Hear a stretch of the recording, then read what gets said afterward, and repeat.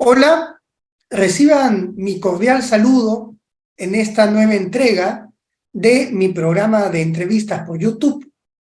Y en esta ocasión tengo un invitado que yo considero de lujo, que es el profesor en psicología Jorge Yamamoto, profesor de la Pontificia Universidad Católica del Perú, al igual que yo.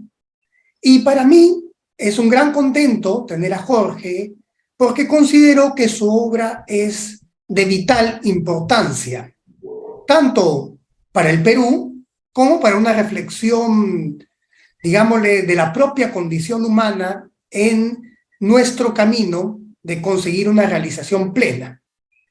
Y el trabajo de Jorge, si bien nace desde la psicología, creo que tiene importantes resonancias antropológicas, sociológicas, filosóficas y aún incluso políticas. Entonces, Jorge, agradecerte estar acá. Y la primera pregunta que te quiero hacer es la siguiente. Tú afirmas que en base a las pruebas empíricas que tú y otros colegas tuyos con los que conversas han desarrollado, una de los hallazgos saltantes es que en los países en los que hay un mayor desarrollo económico y una mayor inserción en las altas tecnologías, sus ciudadanos no siempre manifiestan los mayores índices de felicidad. Y creo que cuando hablamos de felicidad nos estamos refiriendo a la sensación de plenitud de la persona, ¿no? Consigo misma. Y tú más bien postulas que esto se debería a que en esos países, justamente por la misma inserción en la modernidad hegemónica, suele haber una pérdida de los vínculos comunitarios y que esto sería generador de malestar. Postura con la cual yo estoy, te lo anticipo, totalmente de acuerdo. Y no solo ello, sino que tú también postulas como importante la conexión con el territorio, con la naturaleza. No en vano, justo te vemos ahorita en un hermoso escenario de tu huerta en Aspitia, que da cuenta de justamente cómo tú cultivas esta relación con el territorio y que la consideras indispensable para tu buen vivir. Y tú hablas que esto se podría deber a que hay un cableado, tú lo llamas, ¿no? Un cableado que a pesar de los cambios de la conciencia en base a la modernización y a las interfaces con la tecnología, persiste en el ser humano. Yo lo llamaría, en términos más cercanos a Jung, la persistencia de las dinámicas primordiales de la psique, que siguen necesitando, digamos, de sentirnos parte, de sentirnos vinculados con algo que nos supera, a un nivel humano, primero de la comunidad humana, pero también a un nivel de una comunidad ampliada, ¿no? De la comunidad de lo viviente, que es indispensable para el bienestar de la persona saber que es parte del flujo de la vida, del flujo del cosmos. Entonces me gustaría que expliques un poco estas ideas. En primer lugar, muchas gracias por la invitación y por la amable y generosa introducción. Hay varias cosas interesantes y a mi humilde parecer importantes que has señalado. La primera se refiere a que a partir de la década de los años 1990, fueron los economistas quien hicieron un gran descubrimiento que la plata no traía la felicidad a través de una serie de estudios mundiales en donde evaluaban qué tan felices se sentían las personas y encontraron, por ejemplo, los estudios del New Economics Foundation en Londres, que los países del autodenominado primer mundo estaban en la zona más bien miserable e infeliz, y América Latina y el Caribe aparecía como la región más feliz del mundo.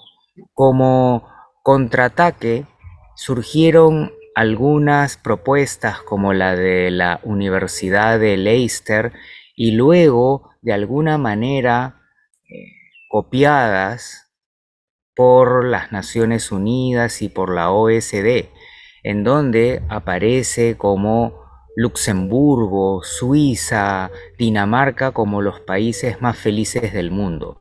Pero si analizamos esas encuestas, esos análisis, tienen una fórmula en la cual enfatizan el ingreso, el acceso a una buena salud gubernamental, seguro de desempleo y ese tipo de cosas. Entonces eso se llama seguridad social, no se llama felicidad. Más aún, si analizamos los índices de depresión y de suicidio, esos mismos países tienen tasas pues de 36 por cada 100.000 habitantes, mientras que en América Latina estamos en promedio por debajo de los 5 por cada 100.000 habitantes. Entonces fue en verdad un descubrimiento de los economistas que llevó a toda una revolución en esa disciplina y se empezó a hablar de cosas impensables en los años 1980 como la economía de la felicidad. Surgieron posgrados en economía de corte más psicológico y se fue consolidando esta idea.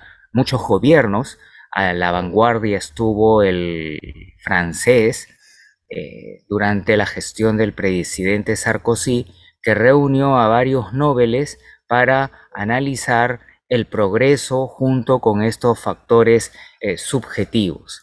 Entonces ese fue digamos, un punto de inflexión en donde ya no se busca solamente que los países sean ricos, sino que no se maten, que no estén depresivos y que sean felices.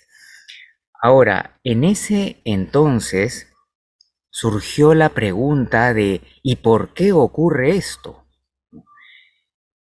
Y ya en el año 2004, nuestro grupo de investigación publicaba que el elemento central es la intensa, permanente relación cercana y de ayuda entre los familiares y la extensión de los familiares, que no solamente es la familia, sino también los amigos. Después, la Universidad de Harvard hizo un metaanálisis de datos de varias décadas, concluyendo lo mismo. Posteriormente se fue generando toda una suerte de reflexión alrededor de este tema y la semana pasada el director de salud de los Estados Unidos ha declarado una pandemia de la soledad y que debe ser una prioridad, soledad pues sin contacto con amigos ni familia, y que debe ser una prioridad de salud. Equiparó este tema de soledad con el comer inadecuadamente, muy estadounidense por cierto.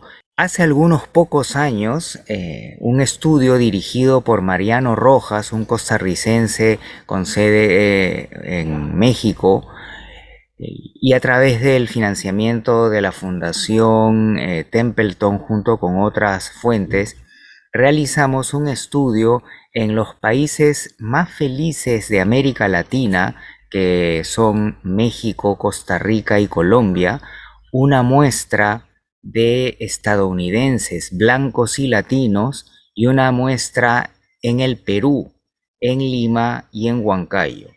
Y en ese estudio sistemáticamente encontramos evidencia que corrobora la hipótesis de la asociación entre la felicidad y las relaciones. Mientras más relaciones familiares, amicales y laborales, no a lo anglosajón, ¿no? Que acá está mi vida personal y acá está el trabajo, sino medio juntos y lamentablemente a veces revueltos, hay un mayor nivel de felicidad. Jorge, en la charla TED que tú diste, dices algo que a mí me parece importantísimo de rescatar y que tiene una implicancia política fundamental. Porque tú lo que dices es que en las caletas de pescadores de la costa peruana, en las comunidades altoandinas y en las comunidades amazónicas, por diferentes factores, los índices de satisfacción personal suelen ser un poco mayores. Entonces, esto cambia totalmente la idea en la que se funda el Estado-Nación peruano de modernización a rajatabla y de enfrentamiento a las comunidades indígenas considerándolas rezagos del pasado. Lo que tú postulas, a mi entender, más bien daría cuenta que la modernidad hegemónica, prioritariamente urbana, tiene mucho que aprender de las comunidades indígenas en el vínculo, en el cuidado de los vínculos de parentesco, en el cuidado del estar en común y en el contacto con la naturaleza. ¿Cómo tú ves esta posibilidad de repensar, digamos, la idea tan arraigada en el imaginario nacional de considerar a lo indígena como algo del pasado que es necesario eliminar para alcanzar la modernidad? ¿Qué precio tendría esto, ¿no?, a nivel psíquico? Sí, yo diría, respondería a esta interesante reflexión en tres partes. La primera de ellas es que luego de varias décadas de investigación mundial sobre la felicidad, ya se sabe claramente que el órgano de la felicidad, como era obvio, es el cerebro, y ese cerebro está estructurado de una manera muy específica. ¿Cómo se estructuró esa forma específica que tenemos actualmente? Hace unos 50.000 años a 150.000 años y que moldeó a nuestro cerebro nuestra vida tribal, la cual se semeja al de las pequeñas comunidades de pescadores, de campesinos y de amazónicos. Entonces, ahí hay una armonía entre nuestra naturaleza profunda y el entorno. Vivimos alrededor de la naturaleza, con grupos pequeños de familiares y amigos, lo que suele ser un lujo para algunos en materia de tiempo y dinero, como salir a pescar o cazar, es el pan de cada día para estas comunidades. Entonces se da un apoyo cerrado.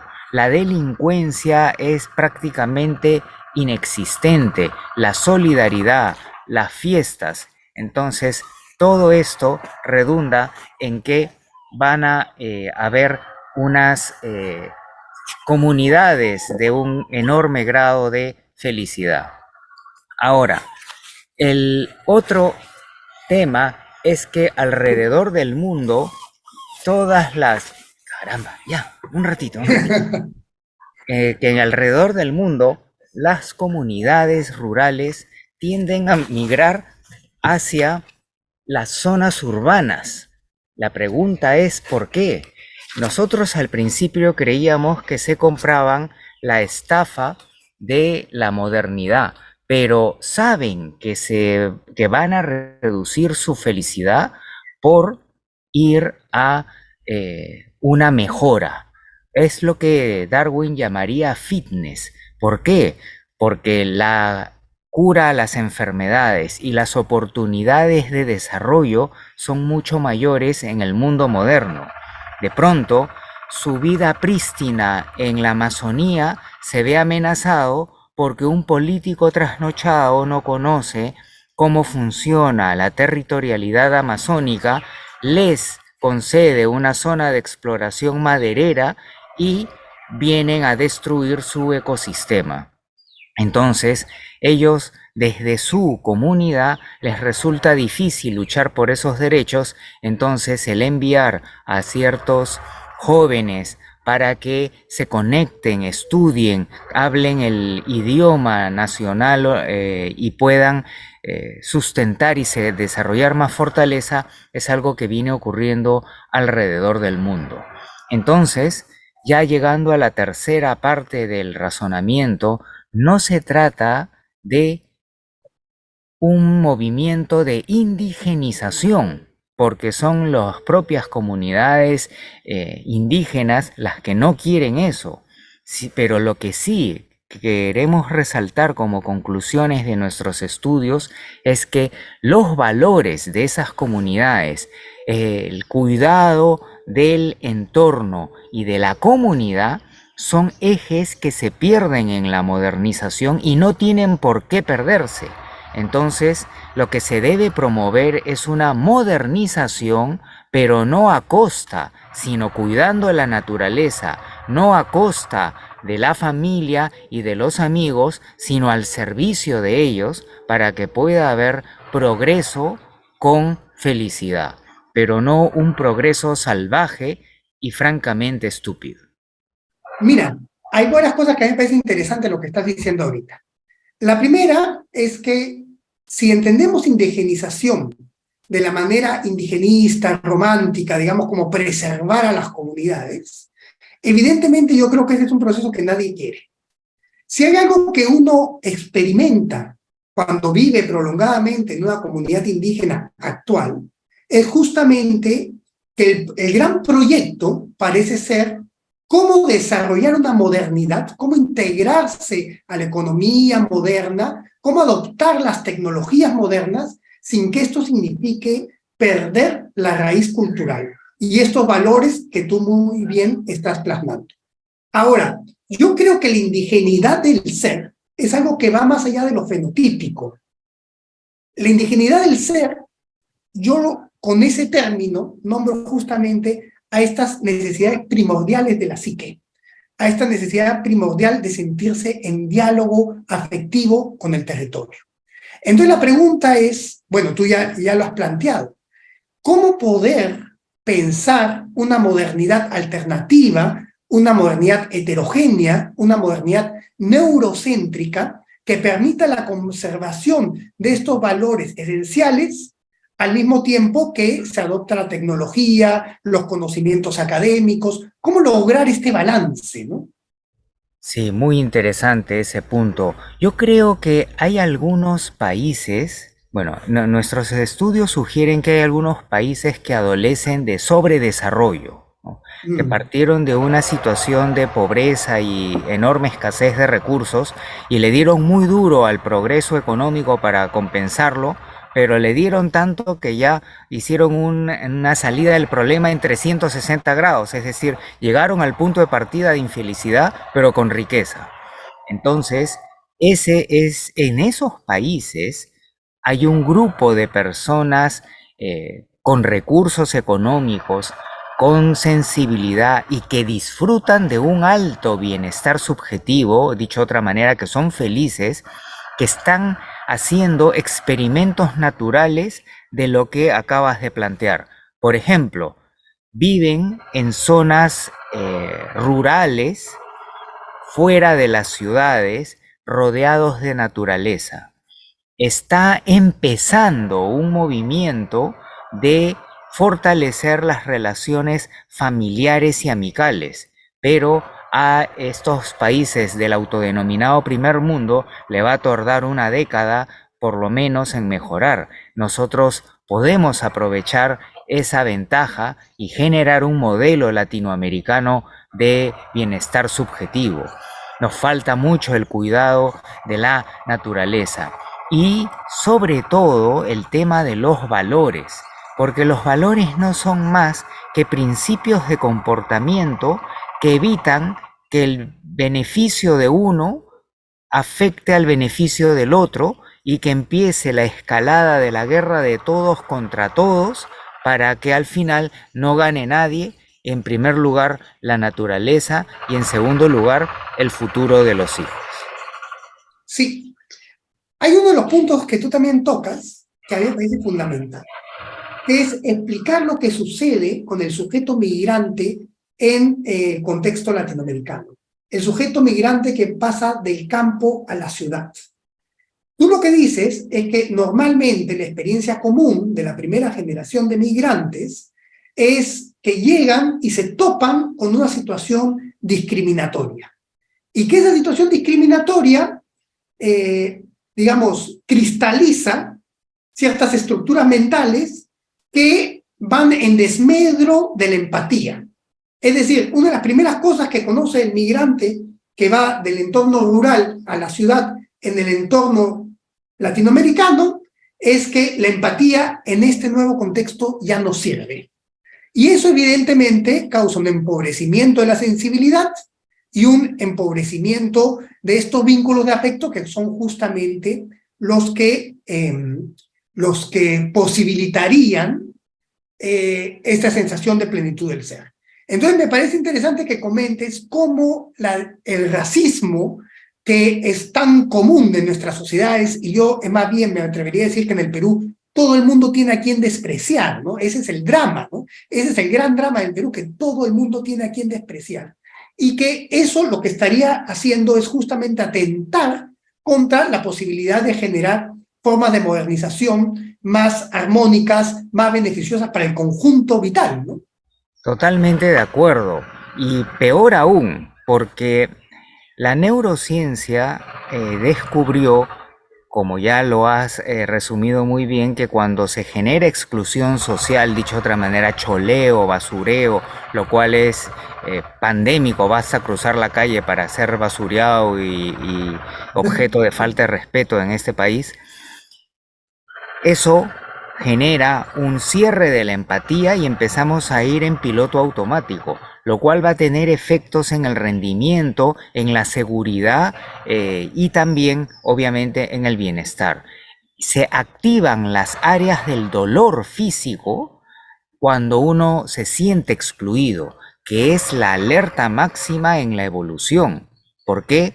Porque cuando éramos excluidos en el entorno ancestral, simplemente como éramos seres que no podemos volar o no tenemos veneno para matar a los enemigos, quedábamos a merced de los depredadores. Entonces, no solamente se genera un corte de la empatía, sino cuando esa discriminación es sistemática y es agresiva, se genera una inversión. Entonces, yo ya no voy a sufrir cuando el otro sufre, sino voy a ser feliz cuando el otro sufre y mejor aún si es por mi propia acción. Lo que hemos denominado científicamente animus jodendi. Entonces, se convierte en el deporte nacional y eso es terrible porque no solamente se refleja sintomáticamente en nuestro humor, que es muy ingenioso, pero muy destruye autoestima, Sí. sino en una de las conductas más sistemáticamente presentes en las grandes ciudades, que es la envidia machetera. Muy bien, me parece muy bien, muy interesante, porque ese goce macabro, ¿no?, que conseguimos hiriendo al otro, es un goce inmediato, pero que no trae una satisfacción a largo plazo. Evidentemente es un goce que se acaba en ese momento de morbo, pero que no va a llenar el corazón. Ahora, tú has dicho que para ti ya es evidente que la fuente de la felicidad está en el cerebro, ¿no? Pero tengo entendido que el ser humano no solamente piensa con el cerebro, ¿no?, sino que hay neurotransmisores en el aparato digestivo y hay neurotransmisores en el corazón. La parte del aparato digestivo me parece fundamental porque un pensamiento ligero, un pensamiento feliz, demanda también una alimentación ligera, una alimentación feliz. Evidentemente, la persona demasiado embotada, digamos, difícilmente va a poder hacer reflexiones filosóficas de sutileza. Pero quiero concentrarme primeramente en el pensamiento del corazón, ¿ya?, porque esta es una idea que, por un lado, muy presente entre los pueblos indígenas del continente americano en general, que el ser humano piensa con el corazón, y también presente, hasta donde tengo entendido, en la cultura japonesa. El kokoro es un órgano pensante. Yo no sé si tú estás enterado de esto, pero como eres descendiente de japoneses, pienso que te podría interesar hacer esta reflexión.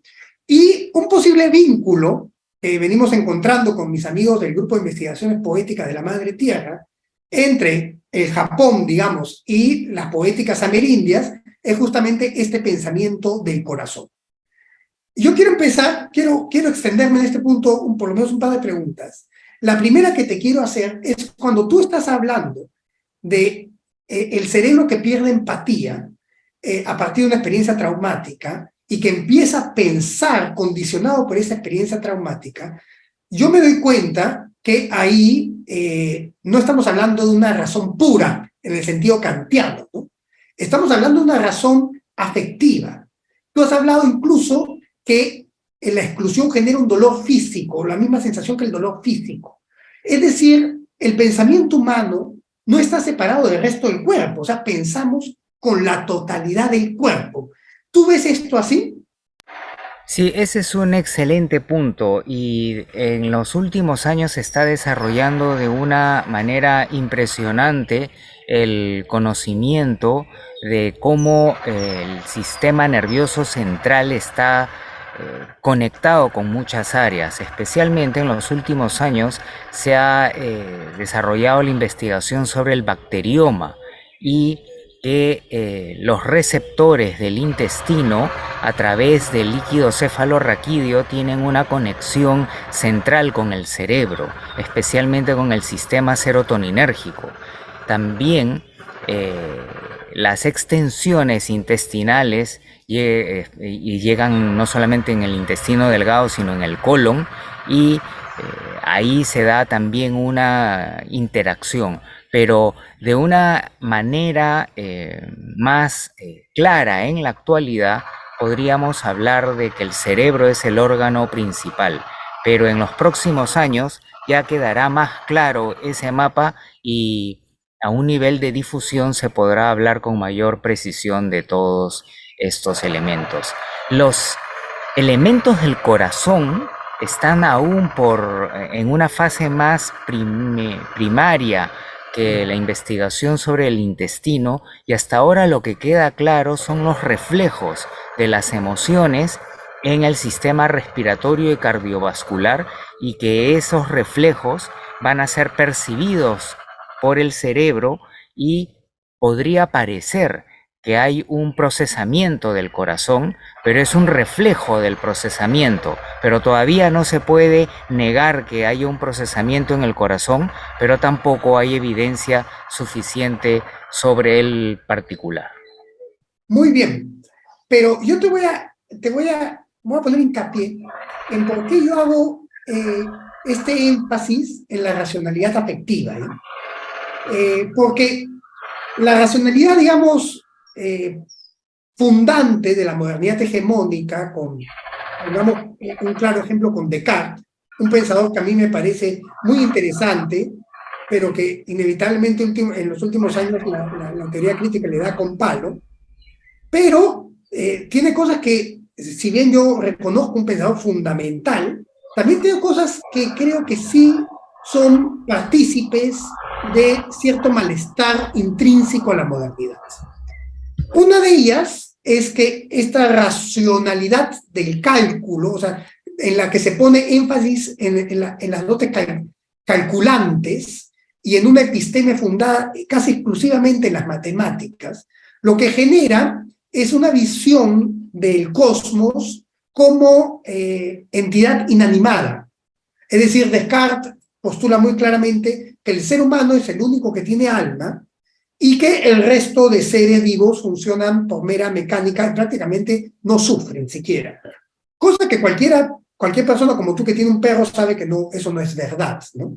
Entonces, la racionalidad afectiva es la que permitiría volver a hilar al ser humano al flujo de la vida, porque es justamente el pensamiento empático el que podría dar cuenta que, a pesar de la separación ontológica evidente entre el árbol y yo, compartimos un mismo soplo vital, un mismo neuma, digamos, y que ambos participamos de cierto nivel de conciencia. Para mí esto es fundamental a la hora de plantear una transformación del modelo civilizatorio hacia un enfoque más ecológico, porque no nos basta, a mi entender, con reconocer, por ejemplo, que un río tiene altos niveles de mercurio para dejar de contaminar. Es necesario un cambio de conciencia que nos haga sentir el afecto del territorio y la necesidad que nosotros tenemos del territorio, porque en última instancia nosotros somos naturaleza. Desde que comemos una fruta para vivir, no podemos marcar una separación excluyente del territorio. Y es ahí donde yo creo que esta racionalidad afectiva y empática tiene una importancia fundamental. ¿Tú cómo ves este punto?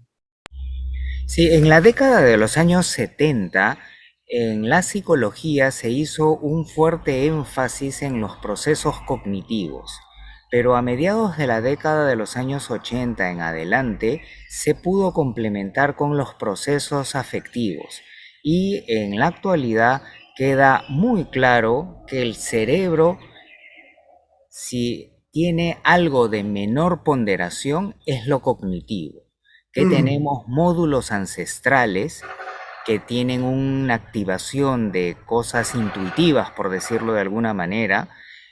Antes se hablaba, por ejemplo, del desarrollo cognitivo moral, ahora se habla de la intuición moral y que aparece antes mm. que los niños puedan hablar. Y los procesos afectivos están profundamente interconectados. No hay tal cosa de razón y emoción, sino que se le presenta un estímulo, sea racional o sea emocional, a una persona y se activan múltiples áreas del cerebro que se habían considerado por un lado cognitivas y por otro lado afectivas. Y después se activa una, se activa otra, se da una retroalimentación y salta al área de la toma ejecutiva de la conducta. Entonces, hay toda una integración en la actualidad y hay diferentes partes. Por ejemplo, el estudio del estrés tiene dos grandes ejes. Uno que tiene que ver más con el cerebro, el eje hipotalámico pituitario adrenocortical, pero a pesar de eso, se trabaja con la parte adrenal de la médula, ¿no? Y el sistema simpático adrenomedular también. Entonces pensamos con la médula, pensamos con el colon, se da toda una integración, pero no existe tal cosa como una racionalidad y una emocionalidad. Excelente, me parece muy bien. Y uno de los puntos que me interesa mucho al escuchar tu conversación es cómo la ciencia viene dejando el paradigma mecanicista, ¿no? Para abrirse ya a unas concepciones más ampliadas, que yo creo que permiten un diálogo en lo que a mí particularmente me interesa, un diálogo mucho más fecundo, mucho más propenso para acoger algunos de los saberes ancestrales de los pueblos indígenas y poder dialogar con mayor respeto. Asimismo, cuando tú hablabas de la intuición ética, yo pensaba incluso de la intuición hasta a un nivel científico. Por ejemplo, Heisenberg habla que hay fórmulas matemáticas que parecen ser ciertas por su propia belleza y simpleza. Claro, luego eso hay que someterlo al método empírico, ¿no? Pero Heisenberg, cuyas dotes científicas nadie podría poner en duda, habla de la participación de lo estético y de la intuición en los procesos de creación teórica de la física, ¿no? Y recuerda a la famoso Eureka de Arquímedes, ¿no? Ese momento del hallazgo, ¿no? Entonces, que hay cosas que incluso de la creación científica que no pueden ser explicadas meramente en términos de la pura racionalidad, como se entendía antiguamente desde la modernidad hegemónica y desde el paradigma mecanicista. Cuando yo escucho a una persona como tú, con una base científica, pero que al mismo tiempo reconoce la participación de lo comunitario, la participación de los vínculos con la naturaleza en el bienestar psíquico del ser, me da una esperanza de poder abrir a un nuevo modelo científico que ya no busque la dominación del objeto de estudio, sino más bien el diálogo con el territorio, el diálogo con el cosmos de una manera más armónica e incluso, para usar una palabra que tú ya has dicho, de una manera más ética. Es decir, que la ciencia contribuya al cambio civilizatorio y a fundar un nuevo tipo de modernidad en el que el ser humano puede expresar su fidelidad a la Tierra.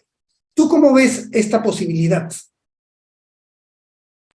Yo creo que la ciencia en sí no tiene esa intención, sino son algunos científicos, Mm. ¿no? Y volvemos al tema de los valores. Sí creo que hubo una época previa al neopositivismo en donde eso caracterizaba a una mayoría de investigadores. Y probablemente sea como la adolescencia de la ciencia que por inseguridad trataba de evitar toda cosa que se le salía de control. Mm, Pero ahora estamos en una adultez joven mm, que permite una mayor apertura. Por ejemplo, en los últimos 13 años se empezó a prestar mucha atención a los procesos de conciencia plena que eran practicados por el budismo zen y por la meditación vipassana en la India.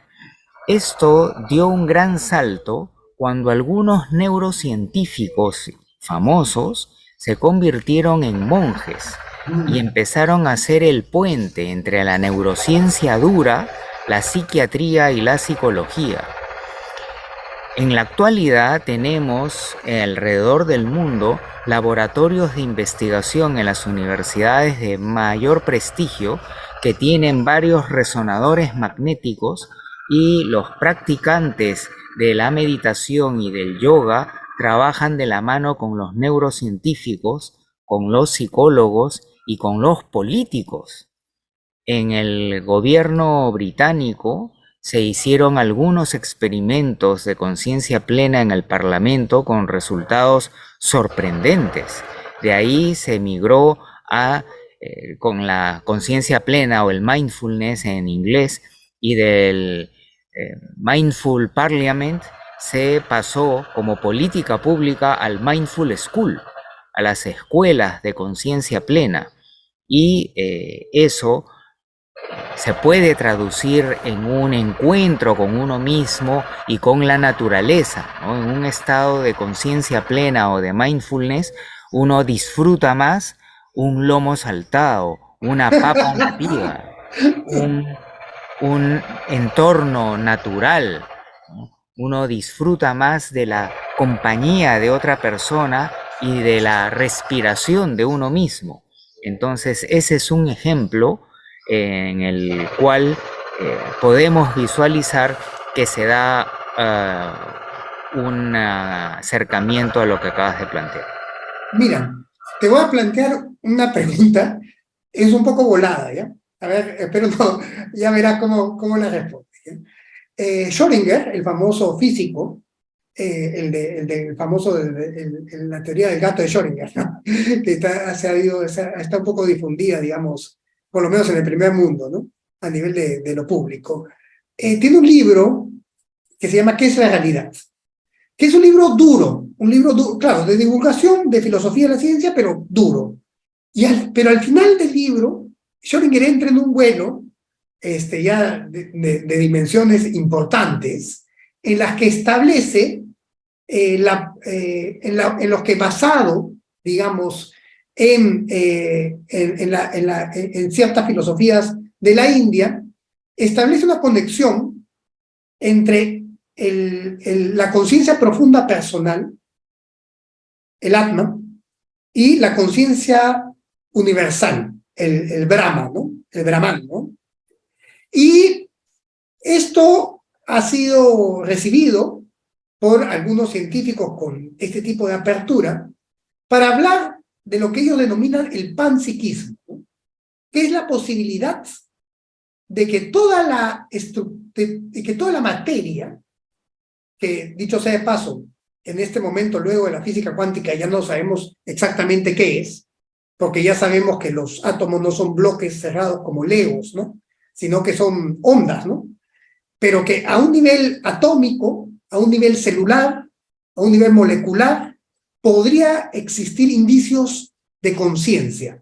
Es decir, que la conciencia humana no es, como pensaba Descartes, una excepcionalidad, una excentricidad, algo único, sino que la base de posibilidad de la conciencia humana es la conciencia que atraviesa toda la materia, en diferentes niveles y grados y cualidades, pero la diferencia sería de grado dentro de un continuo y no una diferencia de ruptura ontológica tajante. ¿Tú cómo concibes esta posibilidad? ¿La has tomado en cuenta o te parece que cualquier hipótesis es demasiado arriesgada?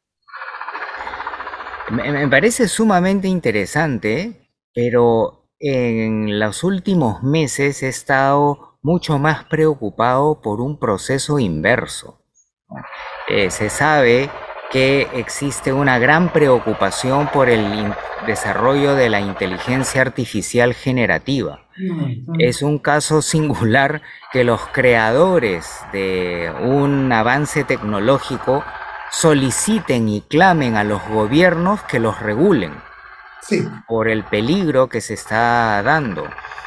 Los padrinos de esta tecnología afirman que la inteligencia humana ya ha sido sobrepasada, la famosa singularidad, y ahí radica el peligro, y están generando sistemas de conciencia artificial, dicho de otra manera, y que estos sistemas de conciencia artificial pueden generar un cambio existencial muy profundo. Sé que tu reflexión iba en el otro extremo del tema, pero retomando la cuestión de la tecnología, por un lado tenemos que la tecnología puede estar al servicio de lo bueno o de lo malo. En este momento, sin la tecnología no podríamos estar conversando, pero en la práctica, por ejemplo, las redes sociales y los medios sociales en promedio generan mucho más daño que beneficio. Por ejemplo, es en el mes pasado, por primera vez, la, el gobierno de los Estados Unidos, que tiene una enorme inversión en investigación en salud mental, decretó la primera alerta de salud de causa psicológica, y fue la alerta del abuso de las redes y medios sociales, especialmente por parte de los adolescentes. Y lista una serie de efectos secundarios que los equipara a los efectos del COVID y genera una secuencia de recomendaciones que son perfectamente aplicables para nuestro medio. A manera ilustrativa, tenemos que, habíamos hablado que las redes, la relación familiar es importante, pero de pronto vamos un sábado por la tarde a un café y vemos a una mamá y sus 3 hijas jugando solas, o peor aún, cada una con su tablet o su celular, y durante 2 horas la mamá se pasa hablando por teléfono o jugando con sus redes. Entonces es la contradicción a esa fuente central de la felicidad. Sí, está muy bien porque era el tema que iba a entrar inmediatamente después, así que está perfecto. Es un tema que a mí me preocupa y me interesa bastante. Tú has dicho que la tecnología puede ser usada para el bien y para mal. Yo creo, hasta donde entiendo a Marx, si es que alguien lo logra entender, si es que alguien ha logrado entender a Marx, pero hasta donde humildemente logro entender a Marx, esa es la posición marxista frente a la tecnología, que la tecnología puede ser usada para dominación y deshumanización del trabajador, la maquinización del trabajador, y la tecnología puede tener un aspecto liberador. Pero Heidegger, en este tema me interesa un poco más, lo que dice, sí, eso es verdad, pero eso es un momento de la verdad de la técnica. Pero si vamos a la esencia de la técnica, lo que dice Heidegger es que la técnica en sí tiene unas lógicas, o sea, está operada por las lógicas cibernéticas, en la que lo único que tiene valía son los índices de productividad y de eficiencia. Entonces, evidentemente, estamos viviendo en un mundo gobernado por esta lógica cibernética. Yo entiendo claramente que la tecnología no tiene vuelta atrás. En ese sentido, yo no soy nostálgico, no soy reaccionario. Entiendo que la tecnología no tiene vuelta atrás. Pero entiendo también que si no queremos deshumanizarnos, que si no queremos volvernos autómatas, que si queremos seguir siendo seres conscientes, sintientes y con la posibilidad de llenarnos, de realizar una realización plena de lo que somos, necesitamos ponerle un contrapeso a la tecnología. Y yo creo que justamente ahí entra alguna de las cosas que hemos hablado.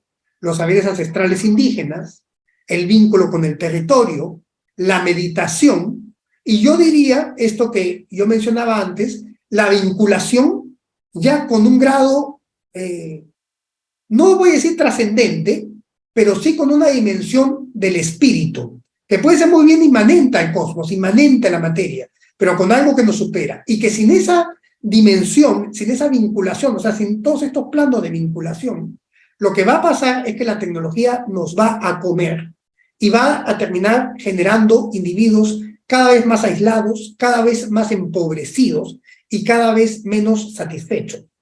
¿Cómo ves tú este punto? O sea, desde la psicología, digamos, ¿cuáles, o desde las humanidades, ampliando un poco nuestro diálogo, ¿no? ¿Qué rol podemos cumplir en este necesario atemperar, digamos, no eliminar, ¿no? Atemperar la influencia que las lógicas cibernéticas están teniendo sobre nuestros modos de vida, de sentir y de pensar la existencia, ¿no? Muy interesante. Yo diría que es un nuevo escenario de selección natural, ¿no? Una nueva gran presión selectiva, para utilizar términos de la biología evolucionista. Ya no es sobrevivir a las grandes erupciones volcanes o a la caída del gran meteorito, sino a esta nueva oleada, especialmente la de la inteligencia artificial generativa. Pero para quedarnos en el momento presente, creo que un salón de clases es muy ilustrativo, especialmente en un aula de estudios generales donde hay una gran cantidad de estudiantes en unos primeros años de adaptación o de supervivencia. En mi opinión, la curva en U se ha aumentado. Siempre habían estudiantes brillantes y estudiantes no tanto, estudiantes dedicados y estudiantes no dedicados. Pero ahora, por ejemplo, observamos a un pequeñísimo grupo que está atendiendo a clase y está usando intensivamente la tecnología, pero le está preguntando a la inteligencia artificial generativa, el ChatGPT, está viendo los últimos artículos en relación con lo que se está viendo a clase, y es un alumno de otra dimensión, y que además el profesor parpadea y pierde. Ahí ya no hay mucho espacio al floro, pero hay una gran mayoría que está viendo su TikTok y su Tinder. Entonces, esa brecha se está abriendo y va a generarse, por esta nueva presión selectiva, una gran cantidad de personas que van a terminar siendo marginadas y automarginadas, y un pequeño grupo que va a dominar el futuro, ¿no? Muy bien. El hueveo letal, le llamaría de alguna manera. Muy Y el bien. proceso... Esto les va a caer a pelo a mis estudiantes de estudios generales en el curso de literatura actual, donde justamente ya he pasado tu charla TED, ¿no? Esto va a ir precisamente para ellos. Y el proceso central en el humilde espectro cosmológico que ve la psicología social, yo lo llamaría autorregulación. Es una característica que predice rendimiento académico, rendimiento profesional, desarrollo científico extraordinario y artístico, que básicamente tiene tres partes, ¿no? Autoobservar nuestra conducta y contrastarla con el plan de las grandes metas trascendentes de vida que tenemos, considerando también los valores, y ajustar nuestros pensamientos y emociones, que es la misma cosa, para poder flexiblemente adaptarnos y optimizar el camino hacia esa gran meta trascendente. Entonces, la reflexión que has hecho le daría un importante espectro teleológico-axiológico, porque perfectamente eso podría ser Donald Trump, vamos a conquistar el mundo y vamos a hacer las cosas que ya sabemos que él quiere hacer. O podría generarse una nueva conciencia, sí, de una nueva conciencia de entender la profunda naturaleza humana. ¿Y cuál es esa profunda naturaleza humana de promover un progreso y un bienestar, pero para todos? Y eso necesariamente implica el cuidado del ecosistema, el cuidado de los otros, el cuidado del planeta. Jorge, ya estamos un poco en tiempo y como me he dado cuenta que eres muy flexible, y me has hecho acordar, cuando hablabas de la flexibilidad, me has hecho acordar al Tao, ¿no?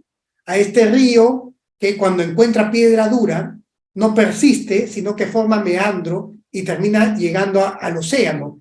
Y la importancia de esta imagen de la flexibilidad para poder adaptarse a los cambios de la tecnología sin perder la conciencia, sin perder la humanidad y aprovechándolos a nuestro favor para desarrollar de una manera optimista, sin caer en la ingenuidad y sin estar no atento a los peligros de la tecnología, la posibilidad de una nueva conciencia que también nos brinda esta época en la que no todo es malo.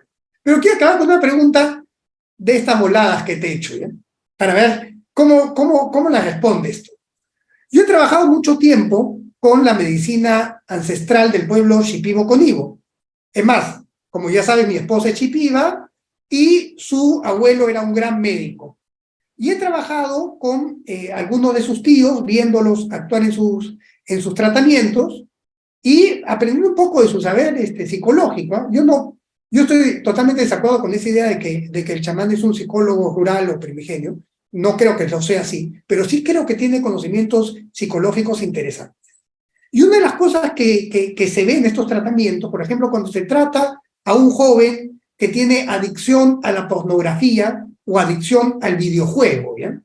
A partir de la pantalla, la interpretación que ellos dan de la patología es que una fracción del alma de ese joven está capturada por este mundo virtual y que para curar la enfermedad hay que traer de vuelta el alma que está atrapada en ese mundo virtual. Yo entiendo que para muchos de tus colegas esto podría sonar una locura, pero a mí me suena que es un tema que conviene repensar, porque no sé si no es lo que está pasando y que puede incluso pasar a mayor grado con esta cuestión de los avatares y del metaverso y de los mundos virtuales. Es decir, que empecemos a quedar atrapados en estos mundos de fantasía, de los cuales, salvo que encontremos a uno de los pocos médicos tradicionales que quedan, nadie nos va a poder traer de vuelta. Entonces, con esa reflexión un poco volada, pero que yo creo que podría sustentarla académicamente, quiero escuchar tu reflexión final acerca de ello, ¿no? A ver, si terminamos con los temas más complicados. En primer lugar, quisiera contar una anécdota luego de hacer recuento de un estudio que hice con chamanes en la región de Huarochirí y terminar respondiendo a tu interesante pregunta guión reflexión. El, eh, Hace muchos años un amigo muy cercano fue diagnosticado de un tumor en el cerebro inoperable, incurable en los Estados Unidos y vino al Perú y visitamos algunos chamanes, etcétera. Y él tenía un diagnóstico por resonancia magnética y había un tumor en forma que tenía unos tentáculos que le estaba presionando el tronco cerebral. Mm. Y fuimos donde un chamán en la Amazonía que le pasó el cuy, abrió el cuy y dijo, una mano mala te está aplastando el centro del cerebro. Mm. Y como tú sabes, la ceremonia del cuy en la Amazonía termina con el sacrificio y van abriendo los órganos para ver qué pasa. Y en el tronco cerebral del cuy había efectivamente una imagen de una mano, ¿no? Mm. Entonces, ahí quepa plantear la hipótesis de una metáfora de algo orgánico. Mm. Punto número uno. Punto número dos. pero que puede tener, digamos, es algo que se manifiesta desde el punto de vista ancestral indígena, es algo que sintomatiza a un nivel corporal, pero que puede tener un origen suprasensible en algunos casos, ¿no? Ajá. Eso nomás.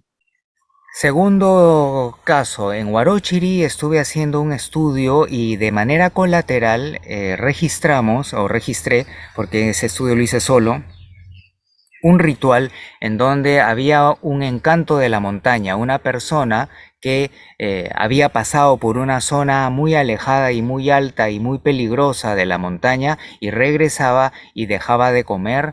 Poco a poco quería ir menos al campo hasta que se queda Claro. encerrada en una habitación.